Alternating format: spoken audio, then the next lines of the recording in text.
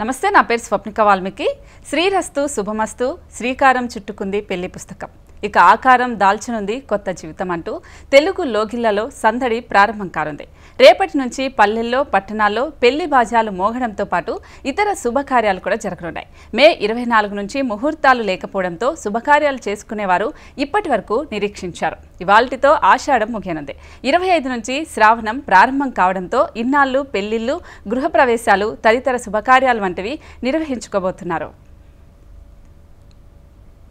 శ్రావణవాసం మంచి రోజులకు అనువైనది కావడంతో ఈ నెల 26, 30, 31, ఆగస్టు 1, 3వ తేదీ, 4వ తేదీ, 6వ తేదీ, 10వ తేదీ, 13, 15, 17, 18 తేదీలలో శుభ ముహూర్తాలున్నాయని బ్రాహ్మణోత్తములు పేర్కొంటున్నారు. పెళ్లిళ్లతో పాటు ఇళ్లల్లో నోములు, వ్రతాలు, మంగళగౌరి, వరలక్ష్మి వ్రతాలను కూడా ఆచరించనున్నారు. అమ్మవార్లకు ఒడిబియ్యం సమర్పించనున్నారు. నూతన గృహ ప్రవేశాలకు ఏర్పాట్లు కూడా చేసుకుంటున్నారు. ఆగస్టు 24 నుంచి శ్రావణ మాసం ప్రారంభం కావడంతో ఈ నెలలో శుభకార్యాలు నిర్వహించడానికి అవకాశం లేదు. అయితే ఆ తర్వాత వచ్చే ఆశ్వయుజ, కార్తీక మాసాలకు శుభకార్యాలకు శ్రేష్టమైనదిగా చెప్పబడింది. శ్రావణ మాసం నేపథ్యంలో కళ్యాణ మండపాలు, ఆలయాల ప్రాంగణాలు ముస్తాబు చేస్తున్నారు. పెళ్లిళ్ళు, ఇతర శుభకార్యాల సీజన్ కావడంతో శ్రావణ మాసం అంతా సందడిగా మారనుంది. అలాగే పుంజుకోనున్న అనుబంధ వ్యాపారాలు కూడా. సో మంచి ముహూర్తాలు రానున్న నేపథ్యంలో బ్రాహ్మణోత్తములతో ముహూర్తాలను ఖరారు చేసుకుంటున్నారు. పెళ్లిళ్ల సీజన్ కావడంతో వ్యాపారాలు కూడా పుంజుకోనున్నాయి. పెళ్లిళ్లకు అనుబంధంగా ఉన్న ఫంక్షన్ హాళ్లు, టెంట్లు, డీజే సౌండ్లు ఇలా అన్నింటినీ బుక్ చేసుకుంటున్నారు. పెళ్లి పందిళ్ల అలంకరణ వంటి వాటికి కూడా డిమాండ్ పెరిగింది. పత్రికలకు, క్యాటరింగ్ వారికి కూడా ఇప్పటి నుంచే ఆర్డర్లు ఇస్తున్నారు. ఫోటో, వీడియోగ్రాఫర్ల నుంచి కూడా బంధువుల ద్వారా ఇప్పటి నుంచే ఆరా తీస్తున్నారు. బాజా, భజంత్రీలు, సన్నాయిలకు కూడా డిమాండ్ పెరిగింది. రేపటి నుంచి ఆగస్టు 23 వరకు శ్రావణ మాసం శుభకార్యాలు చేసుకునేందుకు యోగ్యమైనది.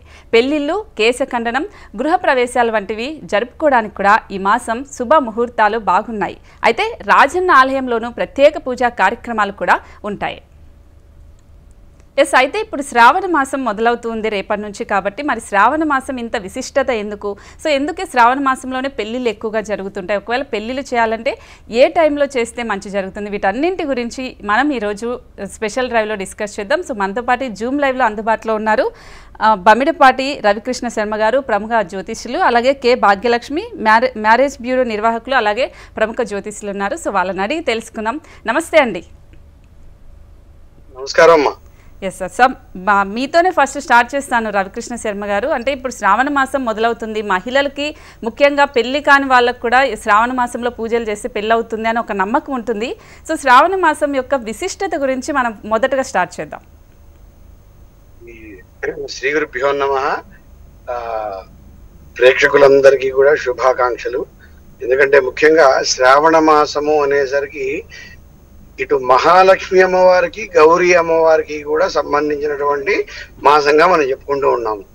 ప్రధానంగా ఏమిటంటే వివాహమైనటువంటి, కొత్తగా వివాహమైనటువంటి మహిళలు ఎవరైతే ఉన్నారో, స్త్రీలు ఎవరైతే ఉన్నారో వారికి మంగళగౌరి వ్రతాలు ఉంటాయి. ప్రతి మంగళవారం కూడా మంగళగౌరి వ్రతాన్ని వారు నిర్వహించుకోవడం, అలాగే చివరి వారం ఉద్యాపన చేసుకోవడం అనేది జరుగుతూ ఉంటుంది. కొన్ని ప్రాంతాల్లో 5 సంవత్సరాలు, కొన్ని ప్రాంతాల్లో 3 సంవత్సరాలుగా కూడా చేసుకుంటారు. అంటే సౌభాగ్యం కొరకు అమ్మవారి మంగళగౌరిని ప్రార్థిస్తూ చేసుకునేటువంటి వ్రతాలు. ముత్తైదులు పిలుచుకొని తాంబూలాలు ఇచ్చి వారి ఆ ముత్తైదుల యొక్క ఆశీర్వచనంతో నిండు నూరేళ్లు సౌభాగ్యంతో ఉండాలని వివాహమైన వాళ్ళు చేసుకునేటువంటి వ్రతం.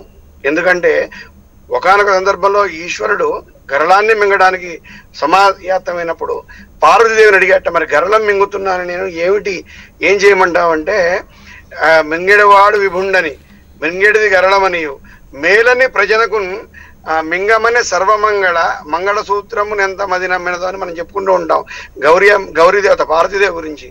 అలా అమ్మవారిని ఎవరైతే కొలుస్తారో, అమ్మవారిని ఎవరైతే శ్రావణ మాసంలో వ్రతం రూపంలో, పూజ రూపంలో ఎవరైతే ప్రార్థిస్తారో, అర్చిస్తారో వారికి సకల సౌభాగ్యాలు కలుగుతాయని చెప్పి మనకి పురాణాలు, మనకి సనాతన ధర్మం చెప్తుంది. కాబట్టి ఈ యొక్క శ్రావణ మాసంలో ఇది ఒక చాలా విశిష్టత. వివాహమైన వారు ఎటువంటి అశుభాన్ని ఎదుర్కోకుండా ఉండడానికి అమ్మవారి యొక్క అనుగ్రహం. రెండవది మహాలక్ష్మి అమ్మవారు వరలక్ష్మి వ్రతం చేసుకుంటూ ఉంటాం.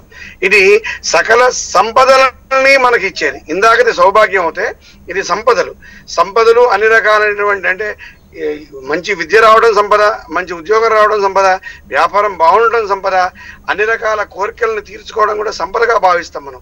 సకల సంపదలను వసగేటువంటి మహాలక్ష్మి అమ్మవారిని ప్రార్థించుకోవడం కూడా ఈ శ్రావణ మాసంలోనే చేస్తూ ఉంటాం మనం.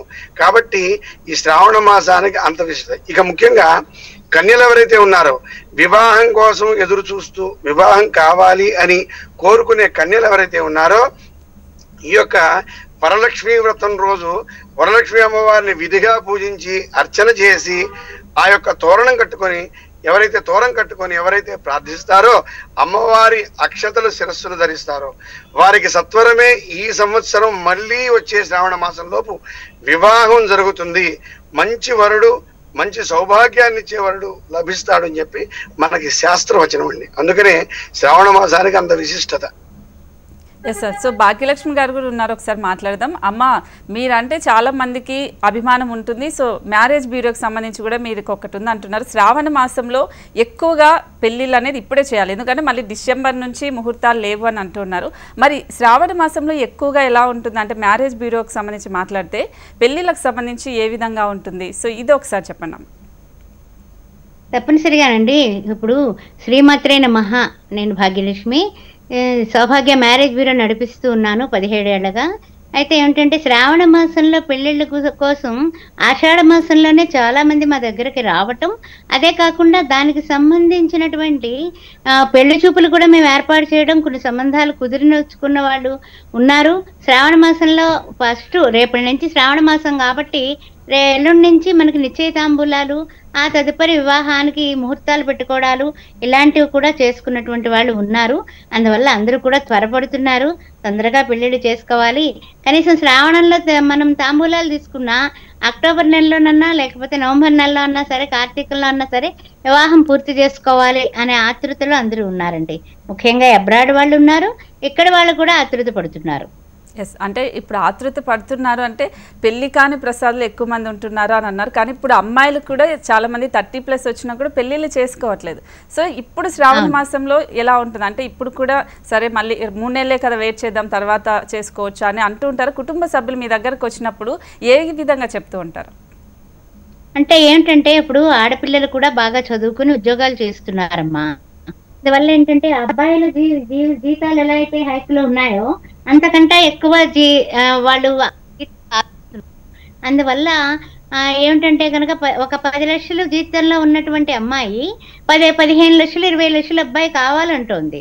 అలాగే హైట్లు, అలాగే రంగులు రూపులు, వీళ్ళందరికీ కూడా ఏమిటంటే సంబంధం చూసుకోవడం ఇష్టమే, కానీ వీళ్ళ కోరికలు కూడా తీర్చుకుంటూ శ్రావణ మాసంలో కలిసి రావాలి సుమా అనేది మాత్రం ప్రతిరోజు మాకు వస్తున్నటువంటి పెద్ద టాస్క్ అన్నమాట ఇది. ఎస్, అంటే ఇప్పుడు శ్రావణ మాసంలో ముహూర్తాలకు సంబంధించి ఇప్పటి వరకు అంటే ఇప్పుడు జరగబోతున్నాయి కాబట్టి ఇప్పటి వరకు ఉన్న మీ మ్యారేజ్ బ్యూరోకి సంబంధించి ఎంతమంది పెళ్ళిళ్ళు చేసుకునే వాళ్ళకి ఎలా చూశారు?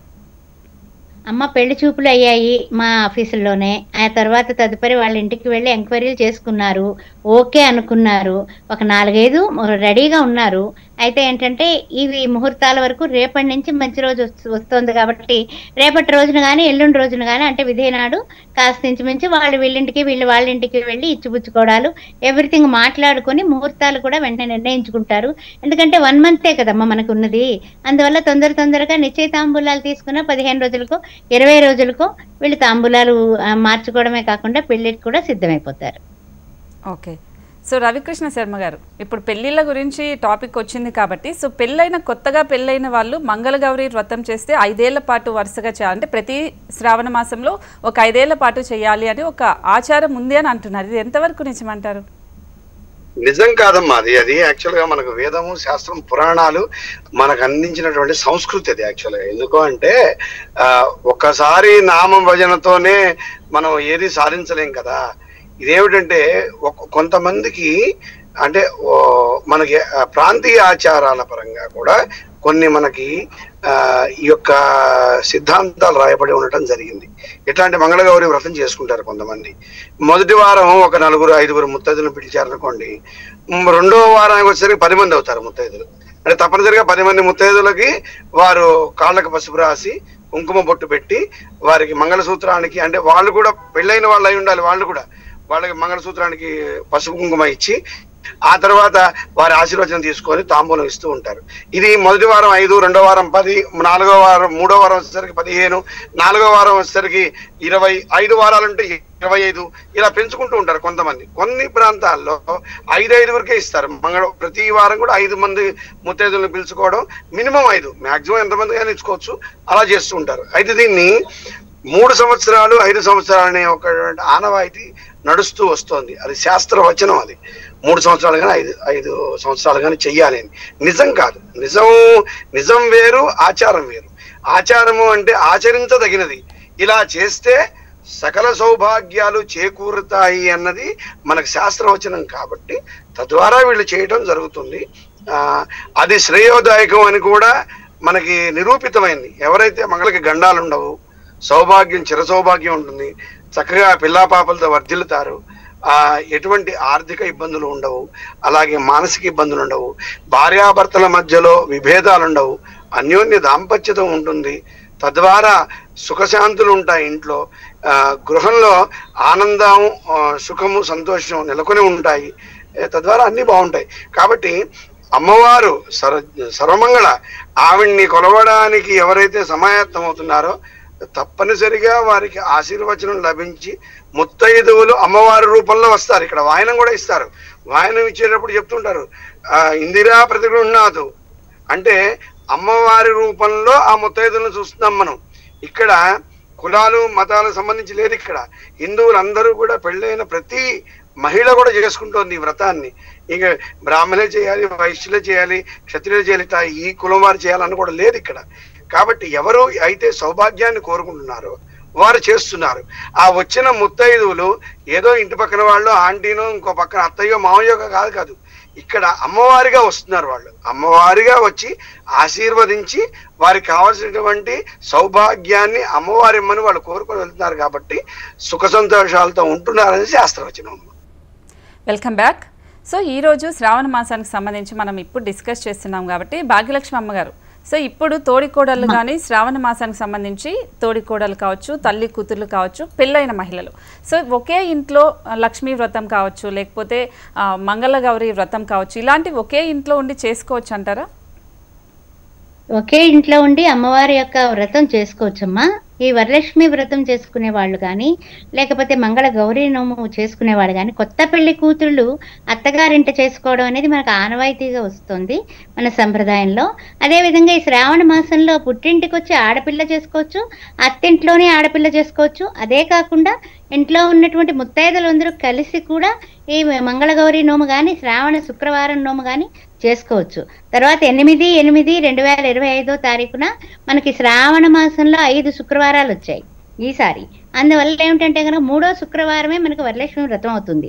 చారుమతీదేవి చెప్పిన కథలో ఉన్నటువంటి వృత్తాంతంలో వరలక్ష్మీదేవి మనకు చెప్పినటువంటి వాయనం ఏమిటంటే, పౌర్ణమికి ముందుగా వచ్చేటి శుక్రవారం అని ఆవిడ ఉద్ఘాటించింది. అందువల్ల మనకు ఆ శుక్రవారం మాత్రమే పనికొస్తుంది అనమాట.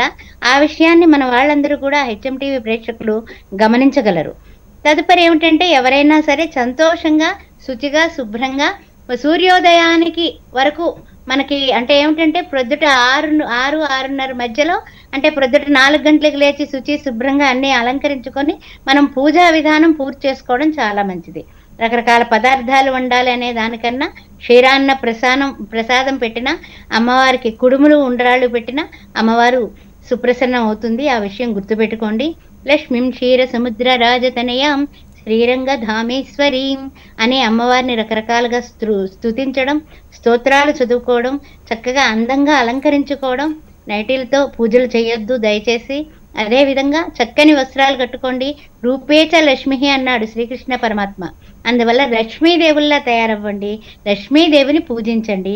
మీ ఇంట సిరుల పంట కలుగుతుంది. ముందు గుమ్మానికి పసుపు రాసి కుంకుమ పెట్టి బొట్లు పెట్టండి. వెనక గుమ్మాన్ని కూడా సరిచూసుకోండి. ఆమె అక్కడ జ్యేష్ఠాదేవి ఉంటుంది కాబట్టి అక్కడ కూడా పసుపు కుంకుమ బొట్లు పెట్టి ఇంటి ముందు గుమ్మం ముందు ముగ్గు వేసి అప్పుడు పూజా కార్యక్రమాల్లోకి వెళ్ళండి. ఎస్.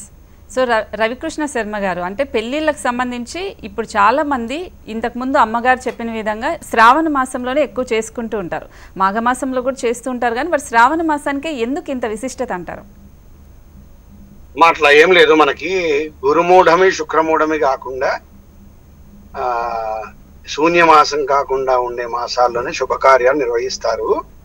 సాధారణంగా అంటే పుష్యమాసం మొదలుకొని ఆషాఢ మాసం కానివ్వండి, పుష్యమాసం కానివ్వండి, కొన్ని మాసాలు భాద్రపద మాసంలో శుభకార్యాలకి శూన్యమాసాలుగా శుభకార్యాలు చెయ్యం. మన తెలుగువారి సాంప్రదాయం ప్రకారం చెయ్యం. అయితే మిగిలిన మాసాల్లోకెల్లా కూడా శ్రావణ మాసంలో అధికంగా వివాహాలు కావడానికి కారణం ఏంటంటే, మనకి ఫాల్గుణ మాసం తర్వాత చైత్ర మాసంలో తక్కువ ముహూర్తాలు ఉంటాయి, వైశాఖం తక్కువ ఉంటాయి, జ్యేష్టం తక్కువ ఉంటాయి, ఆషాఢం వచ్చేసరికి అసలు ఉండవు. అంటే ఈ మాఘమాసం తర్వాత వచ్చేటువంటి మాసాలన్నీ కూడా మొత్తం మీద మనకి 15-20 ముహూర్తాలే ఉంటాయి. అయితే ఈ సంవత్సరం ఏంటంటే శ్రావణ మాసంలో కూడా తక్కువ ముహూర్తాలు ఉన్నాయి. ఏదో పెట్టుబడి ముహూర్తాలు, కొంత తెలిసి కొంత తెలియక చాలా ముహూర్తాలు రాయడం జరుగుతుంది. చాలా మంది సిద్ధాంతులు ఇది చాలా పొరపాటు అండి. మనకి మొత్తం మీద ఒక 8 ముహూర్తాలే ఉన్నాయి శ్రావణ మాసంలో కూడా. 8 వివాహ ముహూర్తాలే ఉన్నాయి ఈ సంవత్సరం. ఖచ్చితంగా గ్రహస్థితులు అవన్నీ చూస్తే కనుక వివాహానికి సరిపడేటువంటి చక్రాన్ని కనుక మనం పరిశీలించినట్టయితే కనుక తప్పనిసరిగా 8 ముహూర్తాలే ఉన్నాయి. 8 కంటే ఎక్కువ ముహూర్తాలు ఎవరైనా పెట్టారంటే అది పెట్టుడు ముహూర్తాలు తప్ప మంచి ముహూర్తాలు కాదు అని నా అభిప్రాయం. కాబట్టి శ్రావణ మాసంలో అధికంగా జరగడానికి అంటే ముందు వచ్చే మాసాలు తక్కువ. ఇప్పుడు ఈ తర్వాత వచ్చే భాద్రపద, ఆశ్వేజం, కార్తీకం, మార్గశిరం అక్కడ వరకు బ్రహ్మాండంగా ఉంటాయి ముహూర్తాలు. అంటే ఎక్కువ నెలలు గ్యాప్ వచ్చేది, మాసాలు గ్యాప్ వచ్చేది ఎక్కడ అంటే కనుక వ్యవహార పరంగా కానివ్వండి, పంచాంగ పరంగా కానివ్వండి, మనకి చైత్రం నుంచి ఆషాఢం వరకు. కాబట్టి శ్రావణ మాసంలో ఎక్కువ ముహూర్తాలు వస్తాయి. అలాగే ఆవిడ చెప్పారు ఇందాక, కేవలం 8వ తారీఖే పనికొస్తుంది శ్రావణ మాసానికి సంబంధించి వాళ్ళకి చాలా పొరపాటు అండి. అదేంటంటే 8వ తారీఖు కనుక ఎవరికన్నా కుదరకపోతే కూడా 1వ తారీఖు చేసుకోవచ్చు, 4వ వారం చేసుకోవచ్చు, కొంతమంది 5వ వారం కూడా చేసుకోవచ్చు. అయితే స్త్రీలకు వారి నెలసరి ఇబ్బంది కనుక 8వ తారీఖు వస్తే అది మాత్రమే పనికొస్తుంది కాదు. ఖచ్చితంగా 1వ తారీఖు కూడా ఉందండి మనకు, శుక్రవారం 1వ తారీఖు చేసుకోవచ్చు. 8 వరలక్ష్మి వ్రతం 8వ తారీఖు చేసుకోవచ్చు. అలాగే 8వ తారీఖు తర్వాత వచ్చే వారం కూడా ఒకవేళ ఆడవారి ఇబ్బంది వస్తే కనుక, కావాలని దాన్ని వద్దు అని వదులుకోవడం కాదు, ఒకడు వస్తే కనుక మనకి పౌర్ణమి తర్వాత వచ్చే శుక్రవారం కూడా తప్పనిసరిగా వరలక్ష్మి వ్రతాన్ని ఆచరించవచ్చు. కేవలం ఏంటంటే మనకి పౌర్ణమి ముందు శుక్లపక్షంలో ఎవరైతే శుభకార్యాలు కానివ్వండి, వ్రతాలు కానివ్వండి, నోములు కాని ఆచరిస్తారో, కృష్ణపక్షంలో కంటే శుక్లపక్షంలో ఆచరించిన వారికి ఉత్తమ ఫలితాలు పొందుతారు అని చెప్తుంది కానీ శాస్త్రవచనం. మరి మానవ మాత్రులం కాబట్టి మనకు వచ్చేటువంటి ఇబ్బందుల వల్ల ఒకవేళ 8వ తారీఖు కుదరని పక్షంలో తప్పనిసరిగా వేరే వారం చేసుకోవచ్చు. వద్దు అని ఎక్కడ, చెయ్యొద్దు అని ఎక్కడ రాయబడలేదు. చేసుకోవచ్చు, చక్కగా 2వ వారం చేసుకోవచ్చు, 4వ వారం చేసుకోవచ్చు, 5వ వారం చేసుకోవచ్చు, ఎలా అయినా నిర్వహించుకోవచ్చు. ఇక వివాహ విషయాలకు వచ్చేసరికి శ్రావణ మాసంలో 8 ఉన్నాయి, గృహప్రవేశ ముహూర్తాలు కూడా 8 ఉన్నాయి, శంకుస్థాపన ముహూర్తాలు 6 ఉన్నాయి. అంటే చాలా లిమిటెడ్గా ఉన్నాయి ఈ సంవత్సరం. ఎక్కువ ముహూర్తాలు నెలలో 8 అంటే చాలా తక్కువ అన్నట్టే అర్థం. 12, 13, 15, 18, 22 ముహూర్తాలు ఉండే నెలలు కూడా ఉంటాయి శ్రావణ మాసాలు.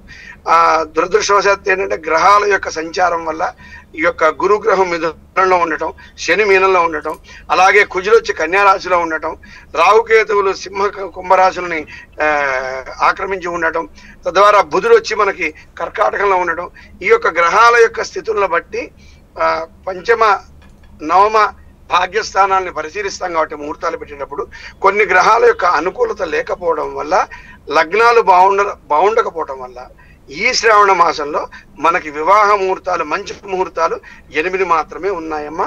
కాబట్టి ఎక్కువ వివాహాలు జరుగుతున్నాయి. ఎప్పటి నుంచో 5-6 నెలల నుంచి ఎదురు చూసే వాళ్ళందరూ కూడా, గత సంవత్సరం నుంచి ఎదురు చూసే వాళ్ళందరూ కూడా ఈ శ్రావణ మాసంలో విపరీతంగా పెళ్లిళ్ళు ఉన్నాయి. మీరన్నట్టు కళ్యాణ మండపాలు, ఈ యొక్క దేవాలయాలకు సంబంధించినటువంటి కళ్యాణ వేదికలు అన్ని కూడా ఆల్రెడీ ఎప్పుడో 2-3 నెలల క్రితమే బుక్ అయిపోయి ఉన్నాయి. ఎప్పటి నుంచి ఎదురు చూస్తున్నారు. వివాహ సంబరాలు కూడా శ్రావణ మాసంలో మిన్నంటేలా జరుగుతాయని చెప్పి మేము బ్రాహ్మణులు కానివ్వండి, మానని సిద్ధాంతులు కానివ్వండి నొక్కి వక్కాణిస్తున్నాం. ఎస్ గురుగారు, ఇంకొక చిన్న అంటే ఒక అపోహ అనుకోవచ్చు, లేకపోతే ఏదో అది మీరే క్లియర్ చేయాలి. సో శ్రావణ మాసంని విష్ణు మాసం అని పిలుస్తూ ఉంటారు, అందుకనే శ్రావణ మాసంలో పెళ్లిళ్ళు చేసుకుంటే అంతే అన్యోన్యంగా భార్యాభర్తలు ఉంటారు, సో విడాకులు ఇలాంటి జోలికి కూడా వెళ్ళరు అని అంటూ ఉంటారు కదా, దీనికి శ్రావణం అది కేవలం అపోహ అండి. మీరు చెప్పింది నిజంగా అపోహ. ఎందుకంటే శయనంలో ఆయన నిద్రపోవడానికి వెళ్ళిపోయారు. ఆయన విష్ణుమూర్తి ఆషాఢ మాసంలో ఆయన నిద్రకి ఒక శయనంలోకి వెళ్ళిపోయారు, నిద్రపోతున్నారు ఆయన. ఇప్పుడు ఆయన కేవలం నిద్రలో ఉంటారు ఆయన. ఇప్పుడు విష్ణుమాసం అపోహ దాని వల్ల అనేది కాదు. వాస్తవానికి అంటే ఉత్తరాయణంలోనే ఎక్కువ శుభకార్యాలు జరుగుతాయి మనకు, దక్షిణాయనంలో కంటే కూడా. మనకి దక్షిణాయనం ప్రారంభమైపోయింది, కానీ ఇప్పుడు కార్తీక మాసం కానివ్వండి, మార్గశిర మాసం కానివ్వండి, ఆశ్వేజ మాసాలన్నీ కూడా భగవత్ సంబంధించినటువంటి ఆరాధనలకి ముఖ్యమైనట్టుగా చెప్పుకుంటూ ఉంటాం మనం. ఇప్పుడు వినాయక చవితి, ఇప్పుడు శ్రావణ మాసం మొదలు పెడితే భాద్రపద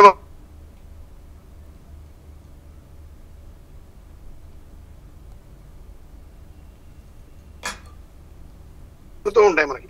కానీ ఇది అపోహ మాత్రమే. విష్ణు మాసం అని కాదు, గత 4 మాసాల్లో కంటే కూడా శ్రావణ మాసంలో కానివ్వండి, ముహూర్తాలు కానివ్వండి, గ్రహాల యొక్క సంచారము అంటే ఇప్పుడు రఘున్నాడు, చైత్రమాసానికి వచ్చారు మనకి జనవరిలో మనకి మకర ప్రవేశం, ఆ తర్వాత మకరం నుంచి కుంభం, కుంభం నుంచి మీనం, మీనం నుంచి మేషంలోకి ప్రవేశిస్తాడు. ఆయన సంచారం వచ్చేసరికి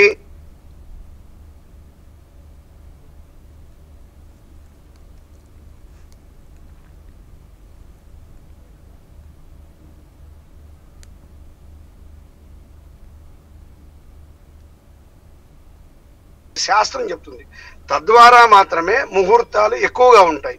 కానీ వాస్తవానికి ఉత్తరాయణంలో ఎక్కువ చేసుకుంటేనే శుభకార్యాలకు ఉత్తరాయణం చాలా మంచిది, దైవ కార్యాలకు ఉత్తరాయణం మంచిది అని చెప్పి మనకి శాస్త్రం చెప్తుంది. ఇది కేవలం అపోహ, విష్ణు మాసం అని చేయటం కాదు.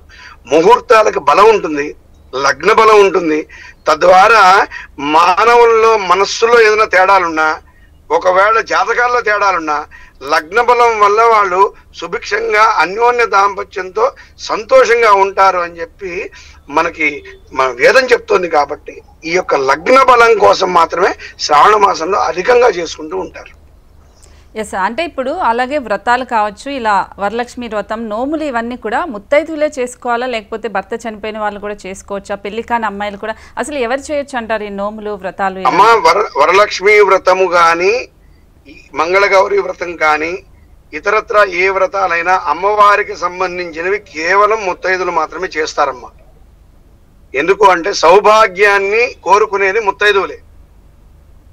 భర్త చనిపోయిన వాళ్ళకి సౌభాగ్యం కోరుకోరు. ఇంకా అంటే మళ్ళీ ఇంకో వివాహం కావాలనో ఇంకొక భర్త రావాలని ఎవరు కోరుకోరు. కాబట్టి కేవలం ముత్తైదులు చేస్తారు. అయితే ఇప్పుడు వినాయక చవితి లాంటిది కానివ్వండి, ఇతరత్ర ఇప్పుడు దసరా నవరాత్రులు అమ్మవారి పూజలు కానివ్వండి, నిత్య పూజలు, ఏది అష్టోత్తరాలు చదువుకోవడం అలాంటివి కానివ్వండి, కుంకుమ పూజలు కూడా ముత్తైదులే చేస్తారు. భర్త గతించిన వారు ఎవరైతే ఉన్నారో వైధవ్యాన్ని పొందిన వారికి కుంకుమార్చన, కుంకుమ పూజ కూడా మనకి చెప్పబడలేదు శాస్త్రంలో. అయితే ఇప్పుడు జరిగేది ఏంటంటే కొంత మేము ఎందుకు చేయకూడదు అన్న విధానంలోకి వచ్చారు. మరొక విషయం చర్చించాలి, వివాహం గురించి మాట్లాడతాం కాబట్టి. ఇప్పుడు ఒక వివాహం అయ్యి విడాకులైన వారు కొంతకాలం తర్వాత మళ్ళీ వివాహం చేసుకుంటే మళ్ళీ వివాహం చేస్తున్నారు తల్లిదండ్రి కూర్చొని, కన్యాదానం అని నిర్వహిస్తున్నారు. మేము వీటికి వ్యతిరేకము. నేను చాలా టీవీల్లో చెప్పాను, ఒకసారి కన్య అయ్యి వివాహం అయ్యాక భర్తతో కాపురం చేశాక విడిపోయిన తర్వాత మళ్ళీ కన్యాదానం ఎలా ఉంటుంది అని అడుగుతా నేను. కన్య కాదు ఇంకా ఆవిడ స్త్రీ అయిపోయింది, మహిళ అయిపోయింది. కాబట్టి అటువంటివి కూడా కొన్ని నిషేధించవలసిన అవసరం ఉంది. గురుగారు, ఇక్కడ ఒక చిన్న ప్రశ్న నాకు, అంటే మీరు ఇప్పుడు ఇంతకుముందు చెప్పిన విధంగా ఇప్పుడు ఓకే వాళ్ళు రెండో పెళ్లి చేసుకున్నారు మహిళలు, వాళ్ళు మళ్ళీ ఇలాంటి వ్రతాలు చేయకూడదని అంటున్నారా? చేయొచ్చు. అయితే భర్త గతించి కనుక వివాహం చేసుకుంటే కనుక మంగళగౌరి వ్రతం లేదు. ఒకవేళ ఒక మహిళకి, ఒక అమ్మాయికి పెళ్ళయిందండి, వివాహం అయిన తర్వాత 4 సంవత్సరాలకు 5 సంవత్సరాలకు కర్మవశాత్తు భర్త గతించాడు, చనిపోయాడు భర్త చనిపోయాక మరొక వివాహం చేసుకుంది ఆవిడ. చేసుకుంటే వరలక్ష్మి వ్రతం చేసుకోవచ్చు, దసరా నవరాత్రులు చేసుకోవచ్చు, సత్యనారాయణ వ్రతం చేసుకోవచ్చు, ఉమామహేశ్వర వ్రతం చేసుకోవచ్చు, అలాగే కార్తీక మాసంలో త్రినాథ వ్రతం చేసుకోవచ్చు, ఇలా మళ్ళీ దీపావళి నోములు వ్రతం చేసుకోవచ్చు. కానీ మంగళగౌరి వ్రతానికి పనికిరాదు ఆవిడ. మంగళగౌరి వ్రతం చేసుకోవడానికి నిషిద్ధం. మంగళగౌరి వ్రతం ఎప్పుడంటే కన్య అంటే వివాహం కాని స్త్రీ ఎవరైతే అమ్మాయి ఉందో ఆ అమ్మాయి మొట్టమొదటి వివాహం అయ్యాక చేసుకునేదే మంగళగౌరి వ్రతం. 2 పెళ్లిళ్ళు 3 పెళ్లి చేసుకున్న వాళ్ళకి మంగళగౌరి వ్రతం చేసుకోకూడదు. అది శాస్త్రవచనం కాదు. తద్వారా వారు చేసుకున్న ఫలితమే ఉండదు దానివల్ల. కాబట్టి చేయడానికి వీల్లేదు. ఓకే అమ్మ భాగ్యలక్ష్మి అమ్మగారు, ఇప్పుడు మంగళగౌరి వ్రతం చేస్తూ ఉంటారు చాలామంది. ఇప్పుడు వరలక్ష్మి వ్రతం అయితే ఏదో ఒక వారంలో చేస్తూ ఉంటారు. చాలామంది మహిళలు కంటిన్యూగా 4 వారాలు చేయాలని అనుకుంటూ ఉంటారు. కానీ ఇంకా అమ్మాయిలకి నెలకు సంబంధించిన సమస్యలు వస్తూ ఉంటాయి. వాళ్ళు ఎలా చేయాలంటారు? అది స్కిప్ చేసి మళ్ళీ కంటిన్యూ చేయొచ్చు అంటారా? తప్పనిసరిగానమ్మా, ఎందుకంటే నెలసరిలు అనేవి 28 రోజులకు వస్తాయి కాబట్టి 1 మంత్లోనే వచ్చే శుక్రవారాలన్నింటిలోనే కూడా వీళ్ళు పాల్గొనడం కొంచెం కష్టం. అందుకని ఏమిటంటే కనుక ఫస్ట్ వారం చేసుకుందాం, గడిచింది చేసేసుకోవచ్చు, 2వ వారం చేసుకోవచ్చు. కానీ ఏమిటంటే వ్రత కథలో చెప్పిన విధానం వారికి నేను చెప్పినటువంటి విధానంలో విషయం అర్థం కాలేదు. ఏమిటంటే కనుక వ్రత కల్పనలో మనకి పౌర్ణమి ముందు వచ్చే శుక్రవారం అని అమ్మవారు ఉద్ఘాటించింది. తదుపరి ఏమిటంటే కనుక ఏ వారం అన్నా సరే ఈ మెన్సెస్ ట్రబుల్ ఆడవాళ్ళకి వచ్చినప్పుడు డెఫినెట్ గా చేసుకోవచ్చు. కానీ అది మాత్రం పోగొట్టుకోకండి. ఏంటది? పౌర్ణమి ముందే శుక్రవారం మాత్రం మానకండి అని నేను చెప్పాను. ఆ విషయాన్ని మీకు క్లారిటీ ఇచ్చాను నేను. చాలా మంది ఏం చేస్తారంటే అమ్మా మీరు చాలాసార్లు మనం కలిసాము. మీరు ఎప్పుడైతే మనం ఆ రోజు చేసుకుంటేనే మంచిది అంటే ఏమంటే టాబ్లెట్లు వాడి అనారోగ్యం పాలవుతున్నారమ్మా. అందుకోసం అని చెప్పాను. టాబ్లెట్లు వాడటం వల్ల అనారోగ్యం వస్తుంది, గైనిక్ సమస్యలు వస్తున్నాయి, సంతానం కలగట్లేదు. అంతే, వేరే ఉద్దేశం మిమ్మల్ని తప్పుపడడం కాదమ్మా నా ఉద్దేశం. పర్వాలేదండి. ఆ రోజు చేసుకోవడానికి ఇబ్బంది వచ్చినా వేరే రోజు చేసుకున్నా సేమ్ ఫలితం వస్తుందని చెప్పడం అంతే. తప్పనిసరిగా అది నేను సమ్మతిస్తున్నాను. అయితే ఏమిటంటే ముఖ్యమైనటువంటి చెప్పండి అమ్మా. ఇప్పుడు మ్యారేజ్ బ్యూరోకి సంబంధించి కూడా ఫంక్షన్ హాల్స్ కావచ్చు, ఇవన్నీ కూడా ఈ శ్రావణ మాసంలో బాగా బుకింగ్ జరుగుతూ ఉంటాయి. సో పెళ్లిళ్ళకి సంబంధించి కూడా ఓన్లీ శ్రావణ మాసంనే మీరు చెప్పిన విధంగా నెలల తరబడి దీనికి సంబంధించి పెళ్లి సంబంధాలు కావచ్చు, పెళ్లి చూపులు కావచ్చు, ఇలాంటివన్నీ సెట్ చేసుకొని శ్రావణ మాసంలో పెళ్లి చేయాలని చూస్తూ ఉంటారు. సో మీ దగ్గరికి ఎవరైనా వచ్చినప్పుడు, అప్రోచ్ అయినప్పుడు, సో అప్పుడు ఎలా ప్రాసెస్ ఉంటుందమ్మా? అంటే ప్రాసెస్ ఎలా ఉంటుందంటేనమ్మా, సంబంధం కుదురుతుంది. ముందు పెళ్లి చూపులన్నీ కూడా మన ఆఫీసులోనే మనం ఏర్పాటు చేయడం జరుగుతుంది. ఆ పెళ్లి చూపులు అయిన తర్వాత వాళ్ళు ఓకే అనుకున్న తర్వాత ఎంక్వైరీ చేసుకోమంటాను నేను. ఎంక్వైరీ చేసుకోకుండా అడుగు వేయొద్దని చెప్తాను. ఎంక్వైరీ చేసుకుని వాళ్ళ పే స్లిప్ల దగ్గర నుంచి వాళ్ళ యొక్క ఉన్నటువంటి ప్రాపర్టీస్ దగ్గర నుంచి ఎవ్రీథింగ్ ఎంక్వైరీ చేసుకుని ఒక ఆడపిల్ల జీవితం, ఒక మగపిల్లాడి జీవితం, అందువల్ల వాళ్ళు ఎక్కడ పనిచేస్తున్నారు ఎవ్రీథింగ్ ఎంక్వైరీ చేసుకొని అప్పుడు ముహూర్తాలకు వెళ్ళమని చెప్తానమ్మా. వాళ్ళ ఇంటికి వీళ్ళింటికి వాళ్ళు వెళ్ళి అన్ని విధాల ఎంక్వైరీ చేసుకొని వాళ్ళ పుట్టుపూర్వోత్తరాలు తెలుసుకునే అడుగు వేయమంటాను. ఎందుకంటే ఇప్పుడు ఇంత క్రితం మనం చెప్పుకున్నాం సెకండ్ మ్యాచ్ గురించి, వాళ్ళు చేసే పూజా పునస్కారాల గురించి గురువుగారు చెప్పారు. అయితే ఏమిటంటే ఇప్పుడు ఆ ప్రారంధ కర్మ మనకొద్దు అంటే కనుక మనం కంప్లీట్ ఎంక్వైరీ చేసుకునే ముందుకు వెళ్ళాలి. శ్రావణ మాసం మంచిదే, కరెక్టే, ఒప్పుకుంటాం. కానీ ఎంక్వైరీ లేనిది శ్రావణ మాసం మంచిది కదా అని గౌబా 1 వీక్లోనే పెళ్లిళ్ళు చేసేయాలి. ఈవేళ పిల్లాడు వస్తున్నాడు, రేపు పొద్దున పుస్తి ముడయించి ఎల్లుండి మళ్ళీ పిల్లని అమెరికానో పంపించాలి అనే కంగారు వద్దు అని నేను పదే చెప్తానమ్మా. నాకు వచ్చేటటువంటి కస్టమర్స్ అందరికీ కూడా నేను చెప్పేది అదే. వివేకంతో ఆలోచించండి, వివరంగా తెలుసుకోండి. పరిచయం చేస్తున్నాం కానీ పరిశీలన తప్పనిసరిగా చేయాలి. జీవితాలు ఇవి, 100 సంవత్సరాలు, పెళ్ళంటే 100 ఏళ్ల పంట అని నేను వివరంగా చెప్తూ ఉంటానమ్మా. ఆ విధంగా ఎంక్వైరీ చేసుకుని పెళ్లిళ్ళు చేసుకునే వాళ్ళు ఆయురారోగ్యాలతో సత్సంతానంతో ఆనందంగా ఉంటారు.